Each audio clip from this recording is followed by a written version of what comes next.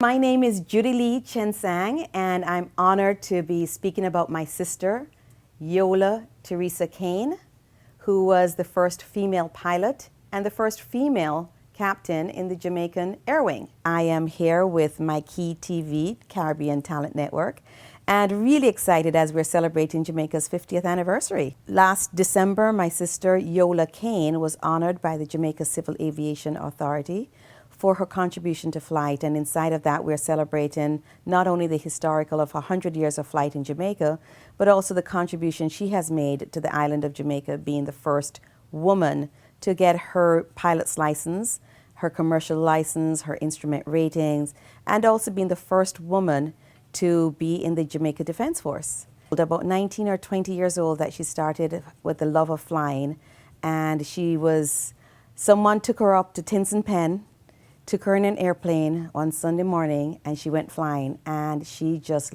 fell in love with it. And all she wanted to do was fly. She went back home to my brother and said, "Cito, I want to fly." And he says, "Okay, how are you going to do that?" She says, "I don't know, but I'm going to go fly." And what she did, she went down to Tinson Pen, and she knocked on doors, and it was just a white elitist time. So you didn't have Jamaican women flying, much less a black Jamaican woman flying. It was just everybody else was there. And she went on doors, and one person accepted her and had her start to fly, and taught her. So she was there. It was an expensive proposition for her to go and fly, but she kept at it. She learned to fly, she got her ratings, she used to go up to Florida and get her certifications. Why this is all coming back is that I'm actually writing a book about her. It's called The Flight of Life. She lived like she was on a mission. And in doing my research for the book, what I've actually found out is that she would fly to Florida, and in Jamaica, she would have these people, she'd go for her test, her various tests, her instrument ratings. And she'd call on her girlfriends and say, "Come, I need you to come fly with me." And I remember Donna telling me, this is her best friend, Donna telling me, she says, "Lord, Judy, she took me up in the plane, and then not only did she take me up, but then she did the spin." And I'm like, "Lord Jesus, help me, help me, help me," But those are the kinds of things she would do. And another friend, Pauline, she went to fly with her, and when she was learning how to take off and do touchdown, her touchdowns and takeoffs at Norman Manley International Airport, she said to her one Sunday, "Come, I need you to come up here because I need to get certified with flying with somebody else."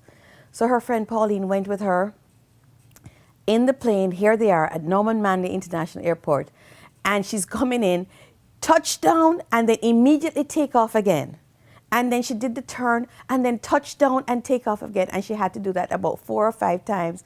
And this is somebody who says she did not like flying, say, "Lord Yola, why you have me up here in the plane?"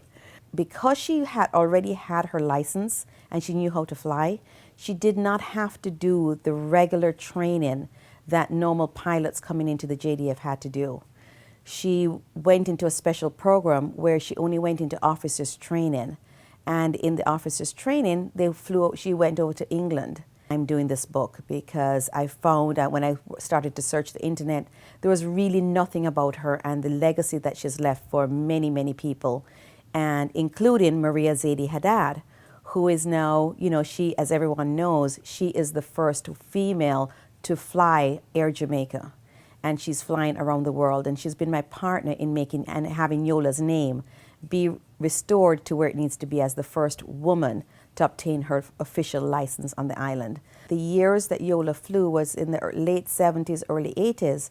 Those were the highest number of logged air miles that the JDF did, was during her time. So she was flying consistently through that era. And it was the highest number of hours that they had logged on the island. She has had many escapades. There was an escapade you'll find out when you read the book where she was on a reconnaissance looking for a fisherman who was lost off of the coast of Montego Bay, and her and her co-pilot, in trying to find this lost fisherman, they actually got lost themselves. And whether or not it was the Bermuda Triangle, whether it was the instrument rating, the instruments got skewed, we don't know. the facts of that, but what we do know is that they ended up in Cuba under the Cuban military for a while until their release was negotiated through the Jamaican government and the officials. This is a picture of her. This is one of the few pictures we have of her. Even though all of that she did not like to take a lot of pictures. The award here in my hand is, it says the Jamaica Civil Aviation Authority, in celebration of 100 years of powered flight in Jamaica, 1911 to 2011, presents this award to Lieutenant Yola Cain in recognition of outstanding contribution to the development of aviation in Jamaica. Not only did she fly, but she taught other airmen to fly. She loved people. She was